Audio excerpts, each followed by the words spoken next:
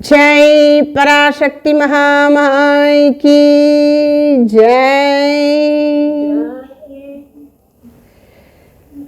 அன்னையின் அருளாலே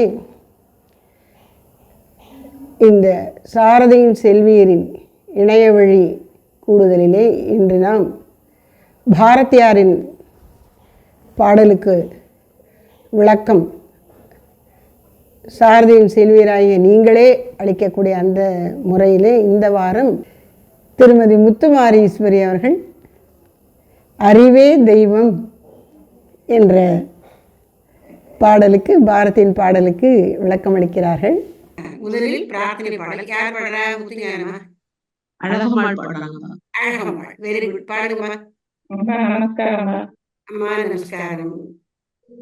நின்னருள் வேண்டுகின்றோம் எங்கள் நீதியும் தர்மமும் நிலைப்பதற்கே பொன்னவீர் கோவில்களும் எங்கள் போர்க்குடை மாதரும் மதலையரும் அண்ணனல் அணி வயல்கள் எங்கள் ஆடுகள் மாடுகள் குதிரைகளும் இன்னவை காத்திடவே அன்னை இணைமலர் திருவடி துணை புகுந்தோம் எம்முயிராசைகளும் எங்கள் இசைகளும் செயல்களும் துணிவுகளும் செம்மையுத்திட அருள்வாய் நிந்தன் தேவடி அடைக்கலம் புகுந்து விட்டோம் உண்மையின் உடைமைகளும் திரு முன்னரிட்டஞ்சலி செய்து நிற்போம் அம்மைனர் சிவசக்தி எம்மை அமரர் தமிழையினில் ஆக்கிடுவாய் நின்னருள் வேண்டுகின்றோம். ஜெய் பராசக்தி மகாமாயை கி ஜெய்.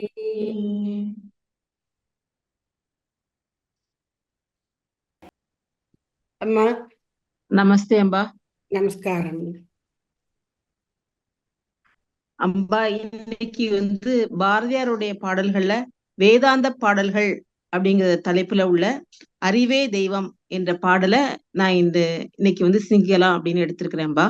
முதல்ல நான் பாடலை பாடிட்டு அதுக்கப்புறம் அதை பற்றிய என்னுடைய கருத்துக்களை பகிர்ந்து கொள்ளலாம் அப்படின்னு நினைக்கிறேன். 1000 தெய்வங்கள் உண்டென்று தேடி அலையும் அறிவிலிகாள் பல்லாயிரம் வேதம் அறிவொன்றே தெய்வமுண்டாம் எனல் கேளீரோ.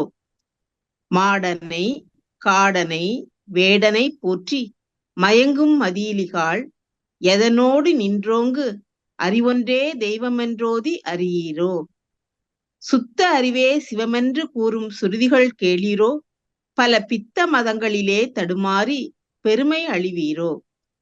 வேடம் பல்கோடி ஓர் உண்மைக்கு உளவென்று வேதம் புகன்றிடுமே. ஆங்கோர் வேடத்தை நீர் உண்மை என்று கொள்வீரென்று அவ்வேதம் அறியாதே.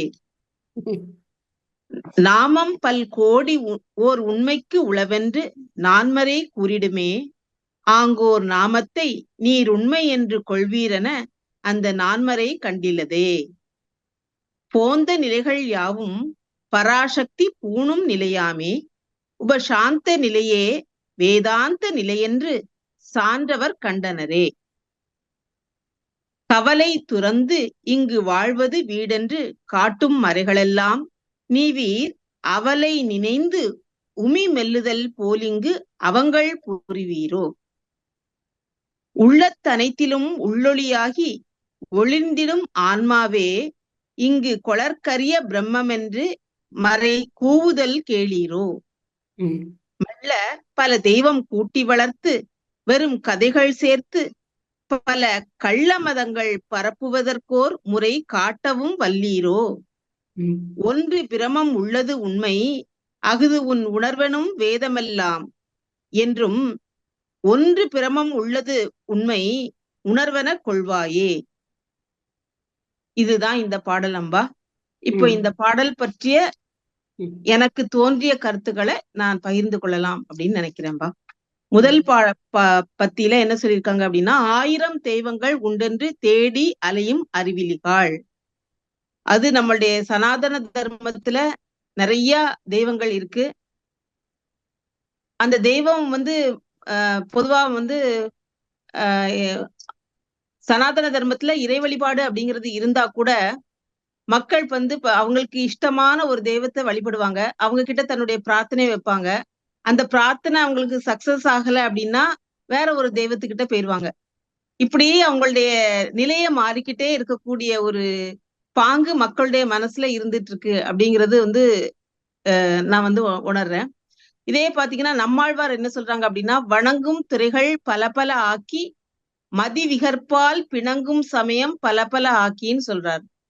அதாவது தன்னுடைய தன்மைக்கு தகுந்த மாதிரி பணம் வேணும்னா இந்த தெய்வத்தை கும்பிடணும், இல்ல வீரம் வேணும்னா இந்த தெய்வத்தை கும்பிடணும் அப்படிங்கிறது ஒரு வகையில சரியானதாக இருந்தா கூட, ஆனா நான் வழிபடக்கூடிய இந்த தெய்வம் மட்டும்தான் எனக்கு சக்தியை கொடுக்கும், இல்ல நான் வழிபடக்கூடிய இந்த தெய்வம் மட்டும்தான் உண்மை அப்படின்னு நமக்குள்ள ஒரு பிணக்கத்தையோ இல்லைன்னா மனசுக்குள்ள ஒரு தடுமாற்றத்தையோ உருவாக்கி கொள்ளக்கூடிய நிலையில மனிதர்கள் இருக்காரு அப்படிங்கறத அவர் சொல்றதா நான் வந்து நினைக்கிறேன். பல்லாயிரம் வேதம் அறிவொன்றே தெய்வம் உண்டாம் எனல் கேளீரோ. வேதம் என்ன சொல்லுது அப்படின்னா, ரிக்வேதமா இருக்கட்டும் இல்ல எஜுர்வேதமா இருக்கட்டும், எல்லா வேதமும் என்ன சொல்லுது அப்படின்னா, இறைவன் அப்படிங்கிறவர் ஒருவரே. அந்த ஒருவன் வந்து நம்மளுடைய சனாதன தர்மத்தை நம்ம எடுத்துட்டோம் அப்படின்னா, நான் என்ன கருதுறேன் அப்படின்னா, எத்தனை உயிர்கள் எத்தனை ஜீவன்கள் இருக்கோ அத்தனை தெய்வம் இருக்கிறதா நான் நினைக்கிறேன். ஏன்னா ஒவ்வொருத்தருடைய உள்ளத்திலையும் ஆன்மாவிலையும் இறைவன் தானே இருக்கிறாரு. அப்போ அவருடைய வடிவத்திலேயே நம்ம இறைவன் இருக்கிறதுனால எத்தனை உயிர்கள் இருக்கிறதோ, எத்தனை ஜீவன்கள் இருக்கிறதோ, எத்தனை ஆன்மாக்கள் இருக்கோ அத்தனை இறைவன் இருக்கிறதா நினைக்கிறேன். ஆனா நம்ம கிட்ட என்ன பேதம் இருக்கக்கூடாது அப்படின்னா, இவர்தான் உயர்ந்த கடவுள், இவர்தான் தாழ்ந்த கடவுள் அப்படிங்கிற பேதம் இருக்கக்கூடாது. அதைத்தான் வந்து வேதமும் வந்து சொல்லுது அப்படின்னு பாரதியார் வந்து சொல்றாரு. அறிவொன்றே தெய்வம் உண்டாம் என்று வேதங்கள்லாம் சொல்லுது. உன்னுடைய அறிவில் இருப்பவர் தான் தெய்வன், உன்னுடைய அறிவுதான் தெய்வம் அப்படின்னு சொல்லி பாரதியார் வந்து வலியுறுத்துறதா நான் நினைக்கிறேன். அடுத்த பாடல்ல என்ன அப்படின்னா, மாடனை காடனை வேடனை போற்றி மயங்கும் மதியிலிகாள் எதனோடு நின்றோங்கு மதிவொன்றே தெய்வம் என்று ஓதி அறியீரோ. எந்த ஒரு நிலையில எடுத்துக்கிட்டாலும் நம்மளுடைய உள்ளத்தில் இருக்கக்கூடிய அந்த அறிவின் மூலமா தான் இறைவன் வந்து நம்மளை வந்து செயல்படுத்துறதா வந்து நான் நினைக்கிறேன். கிராமப்புறங்கள்ல எல்லாம் பாத்தீங்க அப்படின்னா அவங்களுடைய தெய்வத்தை வந்து சுடலை மாடன், அப்புறம் கருப்பசுவாமி, இப்படி ஒவ்வொருத்தரும் அவங்களுடைய நிலைக்கு தகுந்த மாதிரி கடவுள்களை வச்சு பிரார்த்தனை பண்றாங்க. அப்படியெல்லாம் பிரார்த்தனை பண்ணினாலும் இந்த இந்த நாமங்கள் அப்படின்னா நம்மளுடைய நிலைக்கு தகுந்த மாதிரி நம்ம வந்து பேரை சுட்டி கொள்கிறோம். ஆனா இறைவன் அப்படிங்கிறவரு அந்த பரமாத்மா பரம்பொருள் ஒருவரே அப்படிங்கிறத நான் வந்து இவங்க குறிப்பிடுறதா நான் வந்து நினைக்கிறேன். அடுத்து சுத்த அறிவே சிவமென்று கூறும் சுருதிகள் கேளீரோ பல பித்த மதங்களிலே தடுமாறி பெருமை அழிவீரோ. அது சுருதிகள் அப்படின்னா இந்த இடத்துல என்னதான் இருக்கும்னு நான் கருதுறேன் அப்படின்னா, அந்த காலத்துல எல்லாம் வேதங்கள் சாஸ்திரங்கள் எல்லாம் வந்து அந்த கருத்துக்களை குருவின் வழியா தலைமுறையா அதை கேட்டு மனசுல வாங்கி அதை அவங்கவுங்களுடைய பண்றோம். அப்படி பிரார்த்தனை பண்ணும்போது மனிதர்களுடைய இடையில இருக்கக்கூடிய வேறுபாடுக்குனால சைவம், சாக்தம், காணபத்தியம் அப்படின்னு அவங்கவுங்களுக்கு இடையில வந்து ஒரு மதத்தை வந்து பிரித்து தன்னுடைய கடவுள் தான் வந்து பெரியவர் அப்படின்னு வந்து மனிதர்களுக்குள்ள வந்து கருத்து வேறுபாடு வரக்கூடிய ஒரு நிலையும் வந்து அந்த காலத்திலே இருந்தது அப்படிங்கறத நம்ம பார்க்கலாம். உதாரணமா எடுத்துட்டோன்னா, நாம் கும்பிடக்கூடிய சிவன் தான் பெருசு, இல்ல வந்து நாம் வழிபடக்கூடிய ராமர் தான், கிருஷ்ணர் பெருமாள் தான் பெரியவர் அப்படின்னு அந்த காலத்துல சண்டை இருந்ததா கூட சொல்லுவாங்க. அதுக்கு ஒரு சின்ன கதை கூட சொல்லுவாங்க. ஒருத்தர் வந்து ஒரு பொற்கொல்லன் ஒருத்தர் இருந்தாரு. அவர் வந்து மிகப்பெரிய வந்து சிவபக்தரா இருந்தாராம்.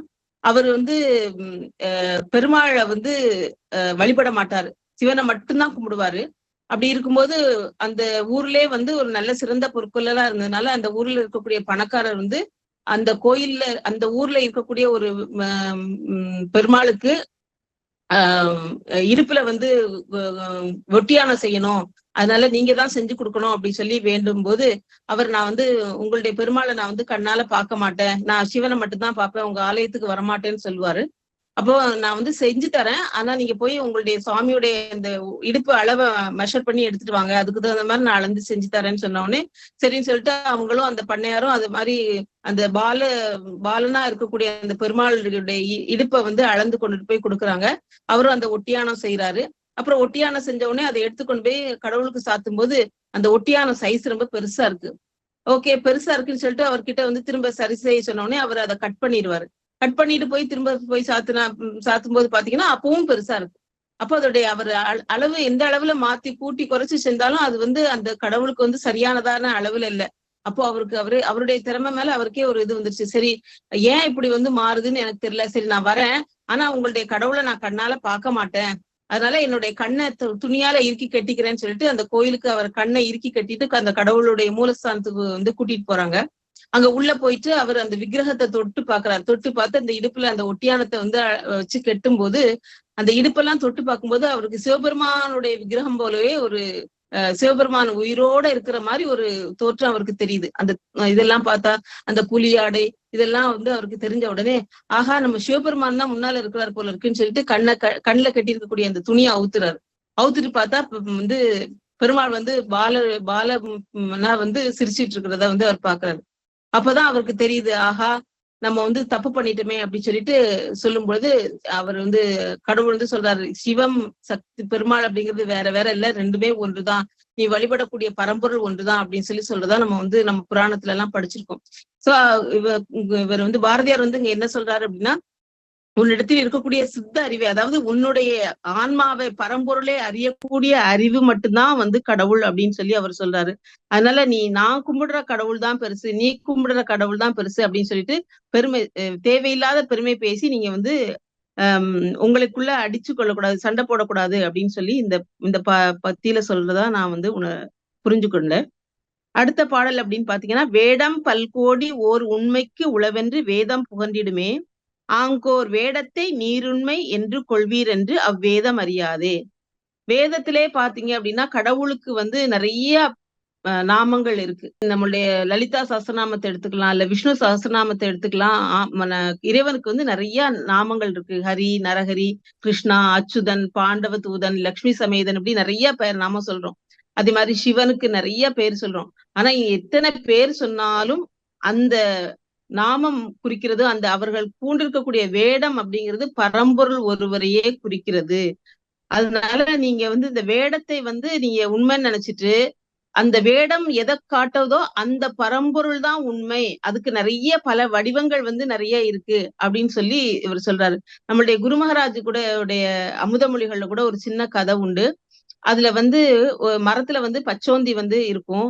அப்போ அந்த பச்சோந்தியை வந்து ஒவ்வொருத்தரும் பாக்குறவங்க எல்லாரும் அவங்கவுங்க பார்வையில எப்படிப்பட்டதோ அதை வந்து உண்மைன்னு நம்புறாங்க.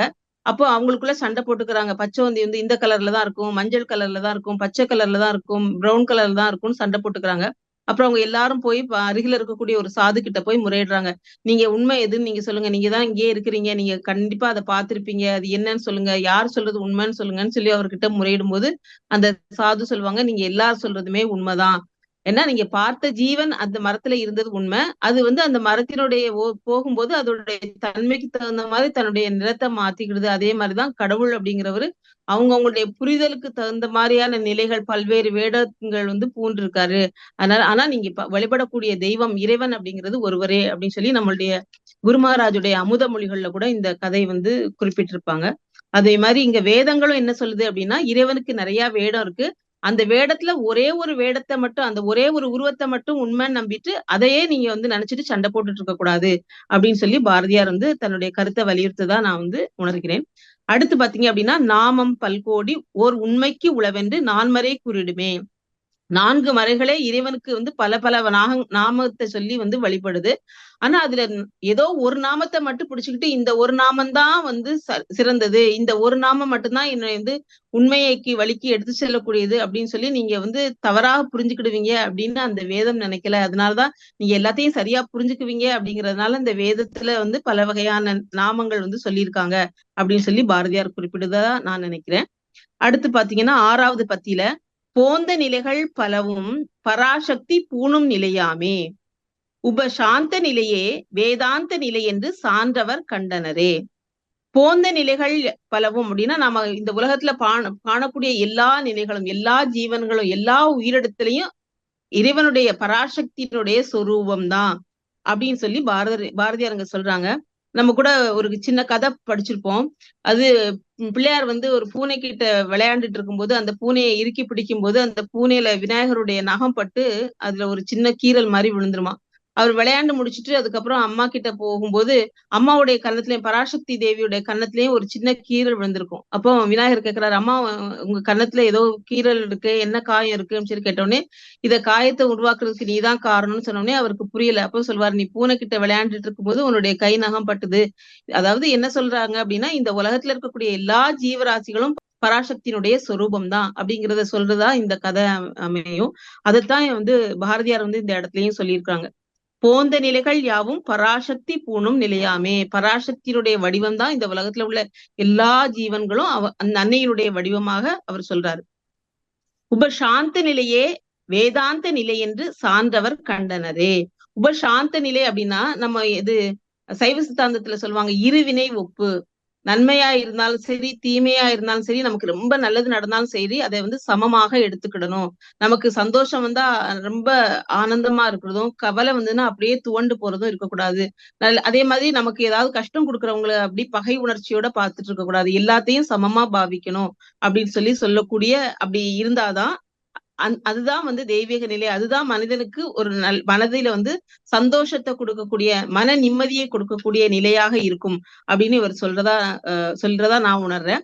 இதேதான் நம்ம அன்னை சாரதா தேவி வந்து அவங்களுடைய வாழ்க்கை உபதேசத்துல, மகளே உனக்கு மன அமைதி வேண்டுமானால் பிறருடைய குற்றங்களை காணாதே அப்படின்னு சொல்றாங்க அப்படின்னு நான் வந்து ஃபீல் பண்றேன்.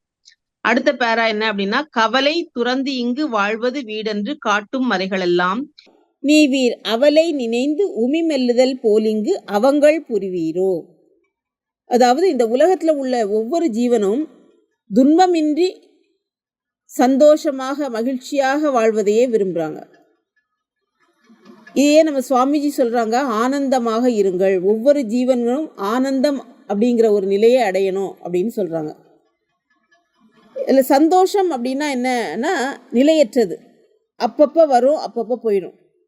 உதாரணமாக நமக்கு பிடிச்ச விஷயம் நடந்தால், நம்ம பிடிச்சது நமக்கு கிடைச்சா உடனே நமக்கு சந்தோஷம் வரும். ஆனால் அந்த சந்தோஷம் வந்து அந்த க்ஷணப்பொழுது மட்டும்தான் இருக்கும், அதுக்கப்புறம் அந்த சந்தோஷம் இருக்காது. ஆனால் ஆனந்தம் அப்படிங்கிறது என்ன அப்படின்னு பார்க்கும்போது, நல்லது கெட்டது ரெண்டையும் சமமாக பாவித்து எப்பொழுதுமே மனசை சஞ்சலப்படாமல் சாந்தமாக வச்சுட்ருக்குறோம் இல்லையா, அந்த நிலை தான் ஆனந்த நிலை அப்படின்னு சொல்கிறாங்க. அதனால தான் சுவாமிஜி ஆனந்தமாக இருங்கள் அப்படின்னு சொல்கிறாங்க. ஆனால் நம்மளுடைய மனசானது என்ன அப்படின்னா, நமக்கு வந்த கவலையோ இல்லை ஏதோ ஒரு கவலை நேர்ந்துருமோ, ஒரு துன்பம் வந்துருமோன்னு நினச்சி அந்த துன்பத்தை பற்றியே நினச்சி மனசு உழன்று கொண்டிருக்குது. இதுதான் சுவாமிஜி சொல்கிறாங்க, ஏதாயினும் ஒன்றை பற்றி இறைவனிடமிருந்து விலகியே இருக்கக்கூடிய தன்மை உடையது இந்த மனமா. இந்த கஷ்டம் வந்துட்டா என்ன பண்ணுறது, இல்லை இந்த நிலை இப்படி கஷ்டப்பட்டுட்டோமே அப்படிங்கிற இதை நினச்சே நம்மளுடைய மனசு மீண்டும் மீண்டும் துன்பத்திலே உழன்று கொண்டிருக்கிறது. அதனால தான் பாரதியார் இங்கே சொல்கிறாங்க, கவலை துறந்து இங்கு வாழ்வது வீடென்று காட்டும் மறைகளெல்லாம்.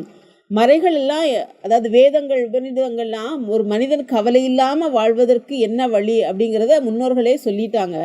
ஆனால் அதை கொஞ்சம் கூட சிந்திக்காமல் வேறு எதெல்லாமோ சிந்தித்து நம்ம மனசை திரும்ப திரும்ப கவலையில் உழல வைக்கிறோம்.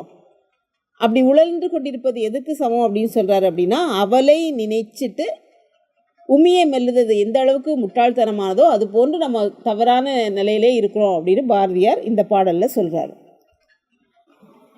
அடுத்த பாடல், உள்ளதனைத்திலும் உள்ளொளியாகி ஒளிந்திடும் ஆன்மாவே, இங்கு கொளற்கரிய பிரம்மமொன்றே மறை கூவுதல் கேளீரோ. அதாவது இந்த உலகத்தில் உள்ள எல்லா உயிர்களிடத்திலையும் உள்ளத்திலும் அகத்திலும் ஜோதி வடிவாக விளங்கக்கூடியவர் இறைவன் அப்படின்னு சொல்றாரு.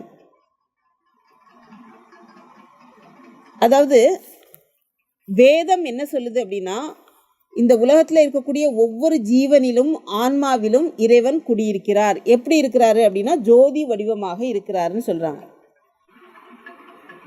வள்ளலாரும் இதே கருத்தை தான் வலியுறுத்துறாரு. இறைவன் ஜோதி வடிவமாக இருக்கிறாரு. ஜோதி ரூபத்தில் ஒவ்வொரு ஆன்மாவிலையும் ஒவ்வொரு உள்ளத்திலும் ஒவ்வொருவருடைய உள்ளத்திலும் குடியிருக்கிறாரு அப்படிங்கிறத அவரும் வலியுறுத்துறார். இதே சைவ சித்தாந்தத்தில் சொல்கிறாங்க, அது இந்த உலகத்தில் இருக்கக்கூடிய இந்த உடல் மட்டும்தான் அழியக்கூடிய தன்மை உடையது. உயிருக்கும் சிவத்திற்கும் அழிவே கிடையாது. அதற்கு தோற்றமும் இல்லை, அழிவும் இல்லை. ஆனால் இந்த இடையில் தோன்றக்கூடிய இந்த உடல் மட்டும்தான் தோன்றும் மறையும், தோன்றும் மறையும், நிலையில்லாதது அப்படின்னு சொல்லி சைவ சித்தாந்தம் சொல்லுது. அதே கருத்தை தான் பாரதியார் இந்த பாடல்லையும் வலியுறுத்துறாரு. உள்ளது அனைத்திலும் உள்ளொளியாகி ஒளிர்ந்திடும் ஆன்மாவே. ஆன்மா ஒவ்வொருவருடைய ஆன்மாவிலும் ஜோதி ரூபமாக இருக்கக்கூடியவர் இறைவன் ஒருவரே. அதுவே பிரம்மம். அந்த பிரம்மம் ஒன்றே ஒன்றுதான். இந்த உலகத்துல எல்லா இடத்திலும் வியாபித்திருக்கக்கூடியது அந்த பிரம்மம் ஒன்றே அப்படிங்கிறத பாரதியார் இந்த பாடல்ல வலியுறுத்துகிறார். அடுத்த பத்தியில என்ன சொல்றாரு அப்படின்னா, மெல்ல மெல்ல பல தெய்வம் கூட்டி வளர்த்து வெறும் கதைகள் சேர்த்து பல கள்ள மதங்கள் பரப்புவதற்கு ஓர் முறைமை காட்டவும் வல்லீரோ.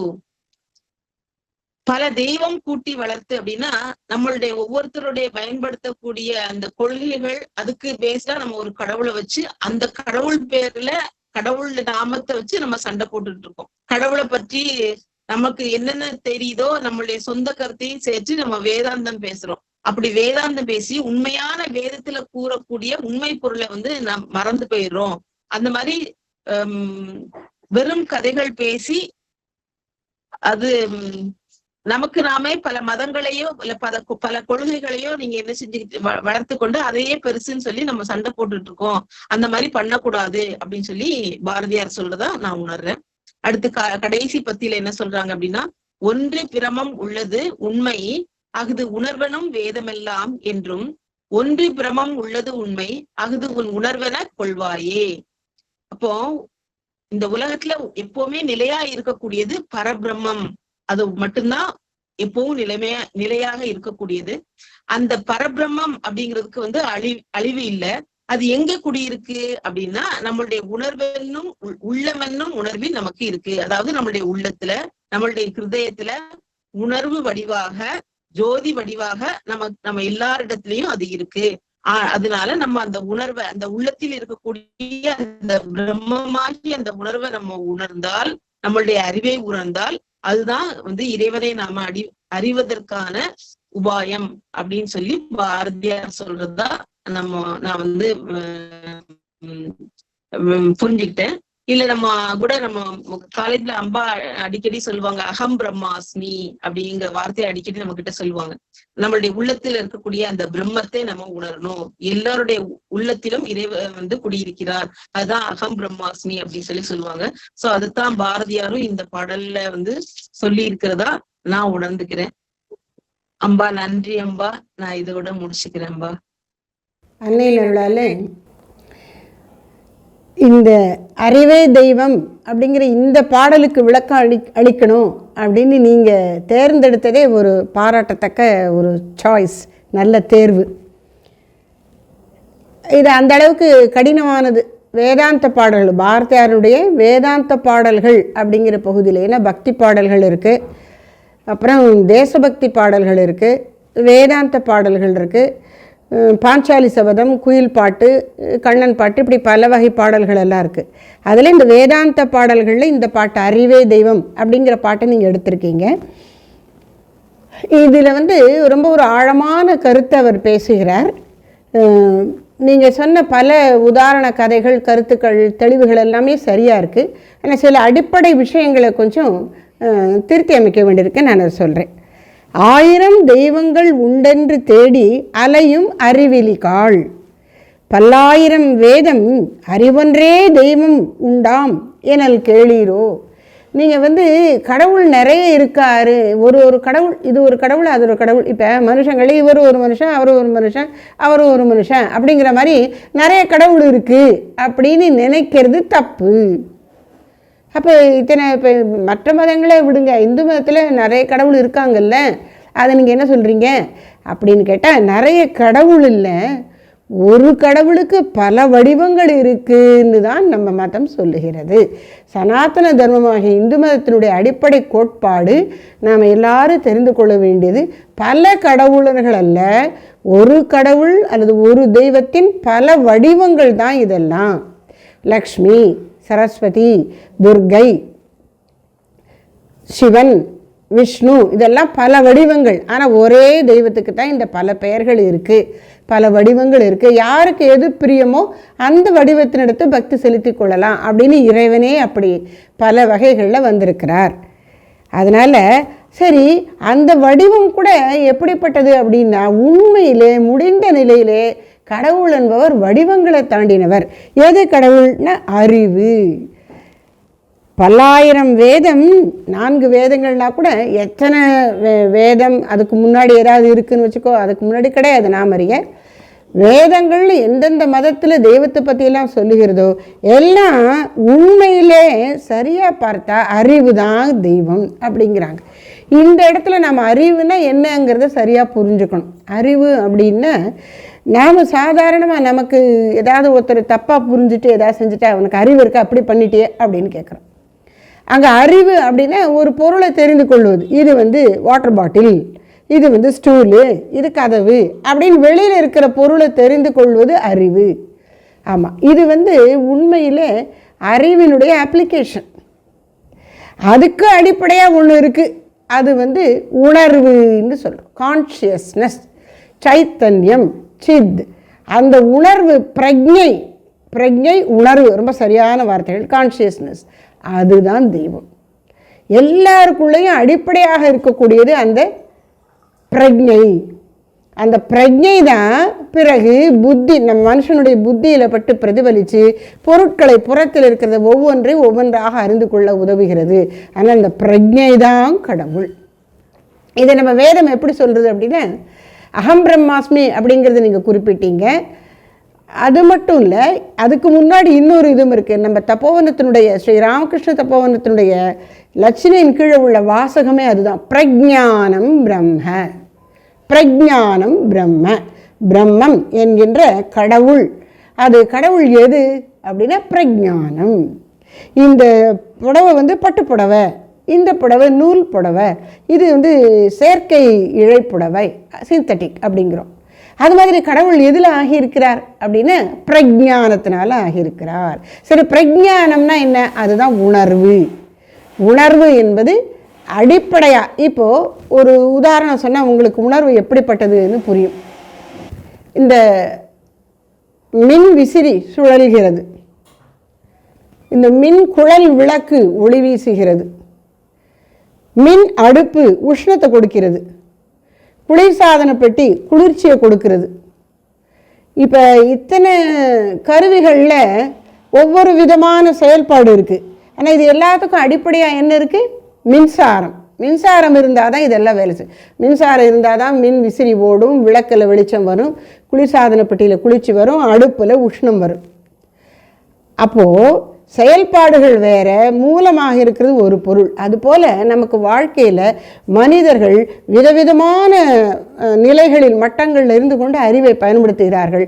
அதற்கு மூலமான அறிவு தான் பிரஜானம். அந்த மூல அறிவு தான் இறைவன் என்று வேதம் சொல்லுகிறது. அது புரியாமல் அவரவர் மாடன், காடன், வேடன் என்று பல வேடங்கள். வேடன் என்று சொன்னால் வேடத்தை உடையவன், தோற்றத்தை வேடம்னா இங்கே தோற்றத்தை உடையவனை போற்றி மயங்கும் மதியிலிகாள். அப்படி அதில் என்ன ஆயிடுது அப்படின்னா, இதுதான் உண்மை அப்படின்னு மற்ற வடிவங்களில் கூட அவங்களுக்கு நம்பிக்கை வராமல் அல்லது ஏற்றுக்கொள்ள முடியாமல், ஏன்னா நமக்கு எது பிடிச்சிருக்கோ அதே வழிபடலாம், அதனால மற்றதில் நமக்கு ஏற்றுக்கொள்ள முடியாமல் போயிடக்கூடாது. அதைத்தான் சொல்கிறார், மயங்கும் மதியிலிகாள் எதனோடு அப்படிங்கிறது இம்முன்னு வச்சுக்கணும். எதனோடும் நின்று ஓங்கும் அறிவு ஒன்றே தெய்வம். அறிவுங்கிற அந்த கான்ஷியஸ்னஸ் என்கிற அந்த சைத்தன்யமாகிய பிரஜை தான் ஒரு இடத்துல கட்டுப்படாததாக எங்கும் நிறைந்திருந்து எல்லாவற்றின் ஊடும் இருக்கிறது. ஒரு வடிவம்னு சொன்னால் அதுக்கு ஒரு எல்லை வந்துடுது இல்லை? வடிவமற்ற பரம்பொருள் தான் எங்கும் நிறை பரம்பொருளாகவும் இருக்கிறது அப்படின்னு சொல்லுகிறார். சுத்த அறிவே சிவம் என்று கூறும் சுருதிகள் கேளீரோ. சுருதி என்பது காதால் கேட்கப்பட்டு குரு ஓத கற்றுக் கொடுக்க சிஷ்யன் அதை கேட்டு கற்றுக்கொண்டு நன்கு தெரிந்து கொண்ட பிறகு அது தன்னுடைய சிஷ்யனுக்கு சொல்லி அப்படியே செவி வழியாக கேட்டே வந்தது. அதுக்கு முன்னால் இந்த மந்திரங்கள் அனைத்தும் முதல்ல யாராவது கேட்டிருக்கணும்ல. இப்போ யார் சொல்லி யார்கிட்ட கேட்டாங்க? குரு சீடன்ட்டோம். முதல்ல யார் கேட்டாங்க அப்படின்னா இறைவனுடைய திரு உள்ளத்தில் ஒளிர்ந்து கொண்டிருந்த உண்மைகள். வேதம் என்பது நாராயண பகவானுடைய இதயத்தில் ஒளிர்ந்து கொண்டிருக்கான். அவர் பிரம்மாவை இந்த உலகங்களை சிருஷ்டின்னு சொல்கிறார். அவருடைய நாபிக்கமலத்தில் தோன்றிய பிரம்மா எப்படி இந்த உலகத்தை சிருஷ்டிப்பது என்று அது குறித்து ஆலோசிக்கும் பொழுது அவருக்கு இவ்வுலகத்தை சிருஷ்டிக்கவனுக்கு வழி சொல்லித்தரேன்னு சொல்லி பகவான் தன் இதயத்தில் இருந்த வேதங்களை அப்படியே அவர் இதயத்தில் ஒளிர்ந்து அவருக்கு புரியும்படி செய்ய வச்சாராம். அப்போ முதல் குரு நாராயணன், முதல் சிஷ்யர் பிரம்மா. அப்போ இறைவனுடைய எண்ணம்தான் வேதங்கள். அதுதான் ஸ்ருதிங்கிறதுக்கு முதல் அர்த்தம் பகவான் தேர்ந்தே நேரடியாக பிரம்மா கேட்டது. அப்படி அவர் பிரம்மா அந்த வேதத்தை கற்றுக்கொண்டு இந்த பிரபஞ்சத்தை சிருஷ்டி பண்ணினார். அந்த வேதங்கள் எல்லாம் இந்த பிரபஞ்சத்தில் வான வெளியிலே எண்ணங்கள் அப்படியே உலாவிக் கொண்டிருக்கின்றன. நம்ம கண்ணுக்கு தெரியாத சூட்சுமமான நிலையிலே உலாவிக் கொண்டிருக்கின்றன. ரிஷி முனிவர்கள் தியானம் பண்ணும் பொழுது அந்த மந்திரங்களை எல்லாம் ஒளி வடிவிலும் ஓசையாகவும் இதயத்தில் கேட்கிறார்கள். அது ஸ்ருதி, கேட்கப்பட்டது. அதை நம்ம இப்போ வேதத்தில் பார்க்கக்கூடிய மந்திரங்களாக அவர்கள் நமக்கு கொடுத்திருக்கிறார்கள். அப்போ ரிஷிகள் மந்திரங்களை எழுதலை, தரிசித்தார்கள். அதனால் அது ஸ்ருதின்னு சொல்கிறோம். ஸ்ருதினா கேட்கப்பட்டது. பல பித்த மதங்களிலே தடுமாறி பெருமை அழிவீரோ. பித்த மதம்னா பித்தம் பிடிச்சுன்னா, பித்தம்ங்கிறது என்ன, பைத்தியம் மாதிரி போயிடும். தான் சொல்கிற உண்ணுதான் சரி என்று சொல்லிக்கொண்டே இருந்தால் அவர்கள் குழப்பமடைந்து உண்மையிலேருந்து விலகி விடுவார்கள். அதை மாதிரி போயிடாதீங்க அப்படிங்கிறார். வேடம் பல்கோடி ஓர் உண்மைக்கு உள என்று வேதம் புகன்றிடுமே. ஒரு உண்மைக்கு பல கோடி வேதங்கள் எத்தனை வடிவங்கள் வேடங்கள் எத்தனை வேணாலும் இருக்கலாம். ஆங்கு ஓர் வேடத்தை நீர் உண்மை என்று கொள்வீர் என்று வேதம் அறியாதே. அதான் இங்கே அவர் குறிப்பது எதுன்னா, ஏக்கம் சத் விப்ரா பகுதா வதந்தி. உண்மை பொருள் மெய்ப்பொருள் ஒன்றுதான், ஏக்கம் சத். விப்ரா அறிஞர்கள் பகுதா வதந்தி, அந்த ஒரு பொருளை பல பெயரிட்டு அழைக்கிறார்கள். அப்படின்ன உடனே அது ஒன்று தான்ப்பா இது எல்லாம் அப்படின்னு, அப்போ இது எல்லாமே ஒன்று தானா அப்படின்னு ஒருத்தருக்கு ஒற்றுமையாக ஆறதை விட்டுட்டு இவங்க என்ன பண்ண, நான் சொன்னதுதான் உண்மை என்று நீங்கள் வேடத்தை பிடித்து கொள்வீர்கள் என்று அந்த வேதத்துக்கே தெரியாதே அப்படிங்கிறார். வேடத்தை நீர் உண்மை என்று கொள்வீர் என்று அவ்வேதம் அறியாதே. நாமம் பல்கோடி ஓர் உண்மைக்கு உள என்று நான்மறை கூறிடுமே. ஆங்கோர் நாமத்தை நீர் உண்மை என்று கொள்வீர் என்று அந்த வேதம் அறியாதே. அதாவது பெயர் வடிவம். இந்த உலகத்தில் இருக்கக்கூடிய எல்லாமே பெயர் வடிவம் தான், நாமம் ரூபம். இப்போ உதாரணமாக இது என்ன அப்படின்னா வளையல் அப்படிங்கிறோம். இது என்ன அப்படின்னு காதில் போட்டிருக்க நகையை கேட்டால் தோடு அப்படிம்பாங்க. கழுத்தில் இருக்கிற ஒன்று கழுத்தை ஒட்டி இருந்தால் நெக்லஸுங்கிறாங்க, தொங்கி வந்தால் செயின்ங்கிறாங்க. வெவ்வேறு பெயர். ஆனால் ஏன் அந்த வேறு பெயர் வந்ததுன்னா வடிவம் மாறி இருக்குது, அந்த வடிவத்துக்கு ஏற்ப பேர் வருது. ஆனால் உண்மையில் தோடும் நெக்லஸும் செயினும் வளையலும் மோதிரமும் எல்லாம் தங்கம்தான்.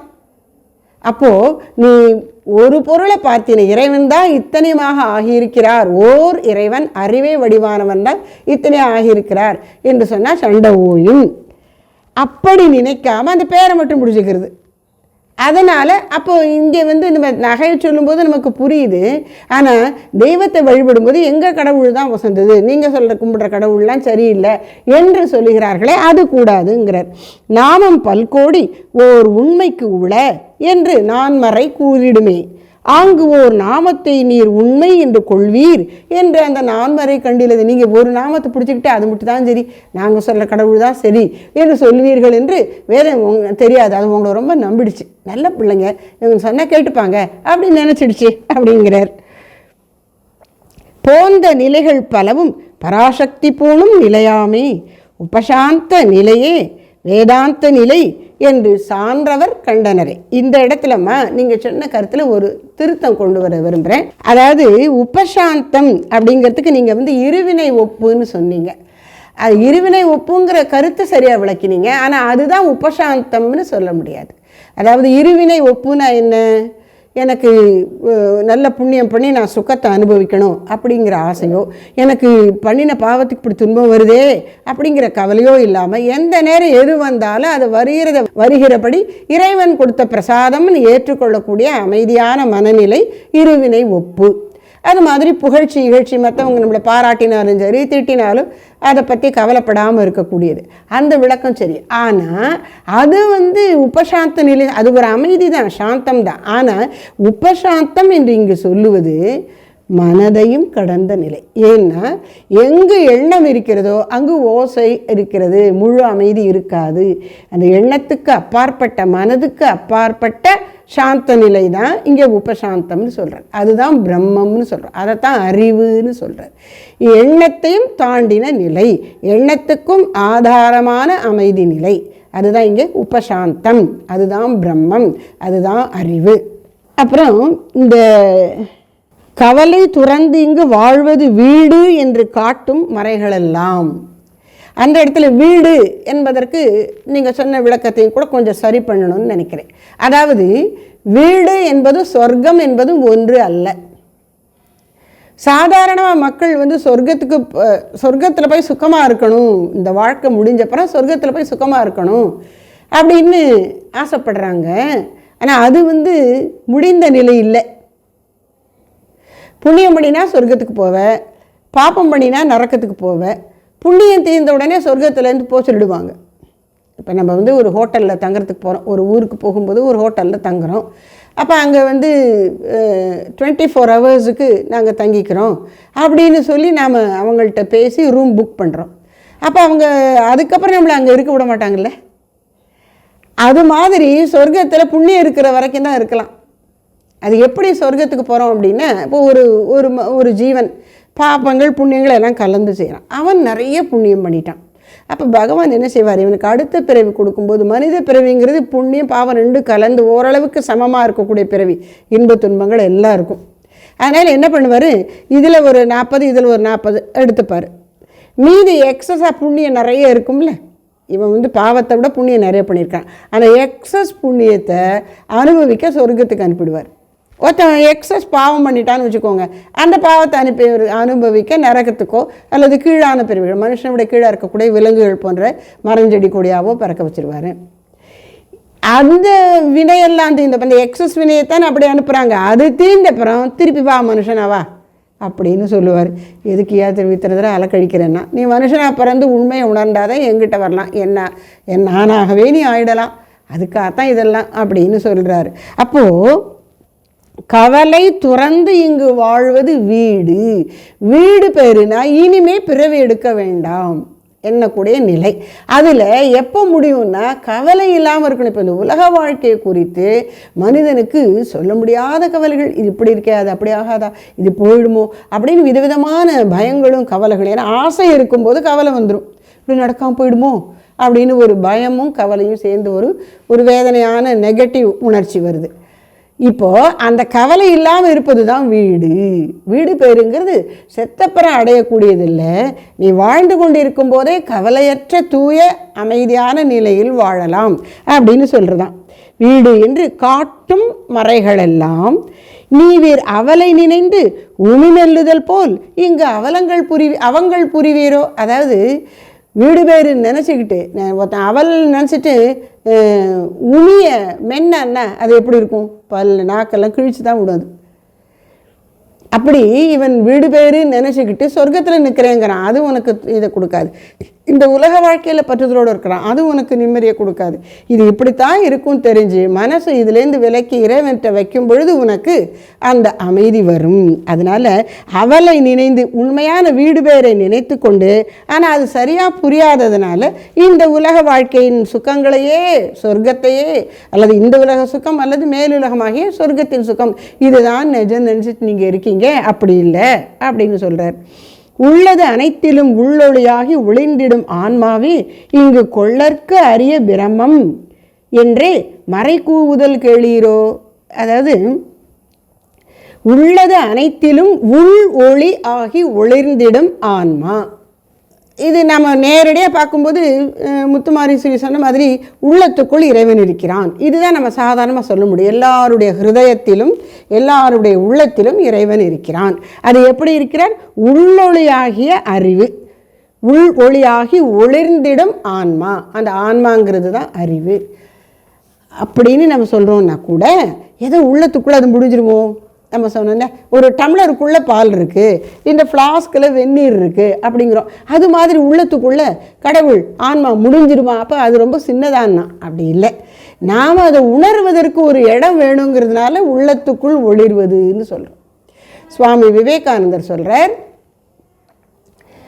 ஆன்மாங்கிறது எப்படி தெரியுமா? அதுக்கு மையம் உன்னுடைய ஹிருதயம், அதனுடைய அந்த வட்டத்தினுடைய சர்க்கம்ஃபரன்ஸ் சுற்றளவு எல்லையில்லாமல் போயிட்டே இருக்குது அப்படிங்கிறார். அப்போ நான் நினைக்கும்போது என்னுடைய இதயம் மையப்புள்ளி, நீங்கள் ஆன்மாவை பற்றி நினைக்கும்போது உங்கள் இதயம் மையப்புள்ளி. அப்போ எது உண்மையிலே மையப்புள்ளி?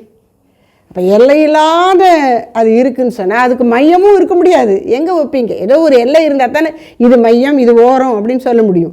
அப்போது கருத்து என்ன அப்படின்னா, நான் இறைவனை ஒரு தனி ஜீவன், இந்த உடலில் வாழக்கூடிய ஜீவன் இறைவனை உணரணும்னா தன்னுடைய உடல் தன்னுடைய மனசை வச்சு தான் செய்ய முடியுங்கிறதுனால உன்னுடைய ஹிருதயத்தில் இறைவன் இருக்கிறார்னு சொல்கிறார். ஹிருதயத்துக்குள்ளே மட்டும் இல்லவர், அவருக்குள்ளே தான் இந்த உலகமே இருக்குது, அவருக்குள்ளே தான் உன்னுடைய உடல் இருக்குது, அவருக்குள்ளே தான் உன்னுடைய மனம் இருக்குது.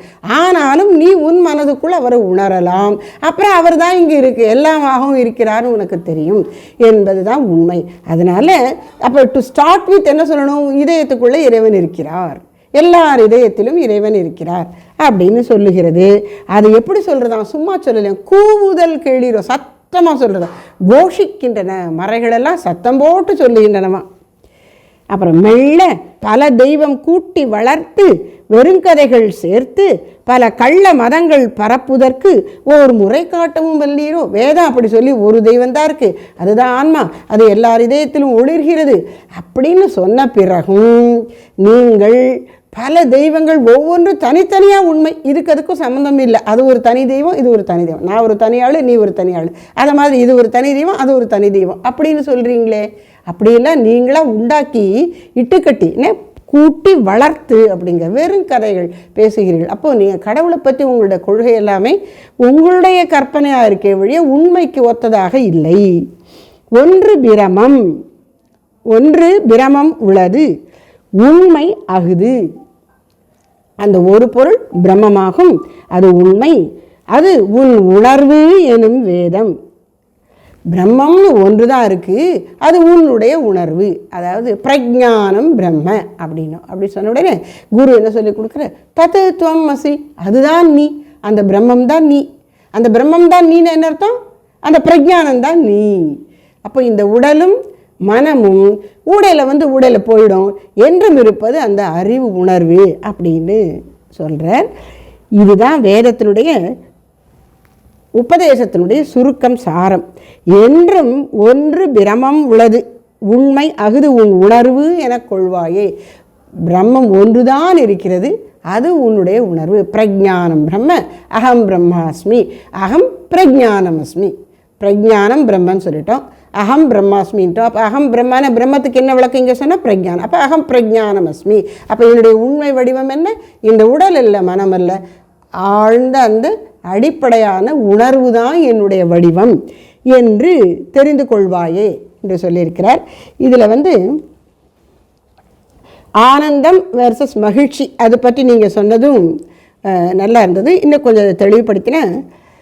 ஆனந்தம் என்பது இந்திரியங்களால், அதாவது கண்ணு காது மூக்கு நாக்கு இதில் நமக்கு வேண்டிய பொருட்களை பெற்று அனுபவிப்பதனால மனசில் உணரப்படக்கூடியது, அது மகிழ்ச்சி தான். அந்த மகிழ்ச்சி திரும்ப துன்பமாக வடிவெடுக்கும். ஆனால் ஆனந்தம் என்பது பேரின்பம், அது அப்படி துன்பமாக வடிவெடுக்காது.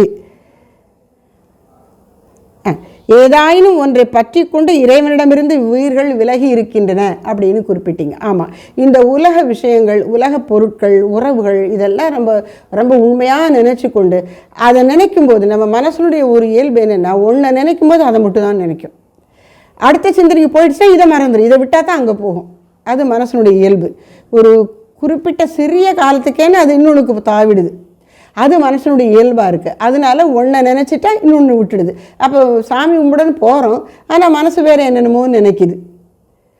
எதை நினைக்கிறதோ அதை பிடிச்சிட்டு இருக்கு. இப்போ இதை விட்டுடுது. அப்படி ஏதாயினும் ஒன்றை பற்றி இறைவனிடமிருந்து விலகி இருக்கக்கூடியது தான் மனுஷனுடைய இயல்பாக இருக்கின்றது. அப்புறம் அந்த பச்சோந்தி உதாரணத்தையும் இன்னும் கொஞ்சம் தெளிவுபடுத்தலான்னு நினைக்கிறேன். பச்சோந்தியினுடைய இயல்பு என்ன? அதனுடைய தோலின் நிறம் மாறுபடும். சூழ்நிலைக்கேற்ப அது தன்னுடைய தோல் நிறத்தை மாற்றிக்கொள்ளக்கூடிய ஒரு திறமை உடைய ஒரு பிராணி அது. அதனால் என்ன, ஒருத்தன் வந்து போய் பார்த்தபோது அந்த தோல் வந்து பச்சையாக இருந்துதான். அப்போ இந்த ஓந்தி வந்து பச்சையாக தான் இருக்குது அப்படின்னானா. இன்னொருத்தன் போய் பார்த்தபோது அது சிவப்பாக இருந்துதான். இல்லை சிவப்பாக தான் இருக்குது அப்படின்னானா. இன்னொருத்தன் போனபோது அது இந்த லைட் ப்ரௌனாக இருந்துதான். இல்லை அது ப்ரௌனாக இருக்குது நம்ம சொன்னாங்க. இப்படி அது நிறங்கள் அதுக்கு மாறுகிறது. ஆனால் ரொம்ப நேரம் அந்த மரத்தடியிலே இருந்து அதை பார்த்துக்கிட்டே இருந்த ஒருத்தன் சொல்கிறான், இல்லை கொஞ்ச நேரம் அது பச்சையாக இருந்தது, அப்புறம் அது சிவப்பாக போச்சு, அதுக்கப்புறம் ப்ரௌனாக போச்சு, அப்புறம் அப்படியே இந்த மரம் எப்படி இருக்கோ மரப்பட்டை அதே நிறத்தில் அது இருக்குது. இப்படி பல நிறங்கள் மாறிக்கொள்ளக்கூடியதாக அது இருக்குது என்று அதை நன்கு கவனித்து ஒருத்த சொன்னானா. அது மாதிரி பச்சோந்தி நிறத்தை மாற்றிக்கொள்ளுகிறது. மூலப்பொருளாகிய இறைவன் பல வடிவங்களில் தோன்றக்கூடியவன். இந்த உண்மை ரொம்ப நேரம் மரத்தடியிலே இருந்த நம்ம பச்சோந்தியை பார்த்தவன் புரிந்து கொண்டது போல ஆழ்ந்த உள்ளத்தில் மூழ்கி தியானம் பண்ணி இறைவனை உணர்ந்த பெரியவர்கள் சரியாக சொல்லியிருக்காங்க. அதுதான் வேதத்தில் சொல்லப்பட்டிருக்கு. ஒரே பிரம்மம் தான் இத்தனையாக ஆகியிருக்கிறது என்று அந்த அருமையான ஒரு கொஞ்சம் சீரியஸான விஷயத்தையே எடுத்து அழகாக சொல்லிட்டீங்க முத்துமாரீஸ்வரி. ரொம்ப சந்தோஷம். ஜெய் ஸ்ரீ சாரதா மகாமாய் கி ஜெய். நமஸ்காரம்.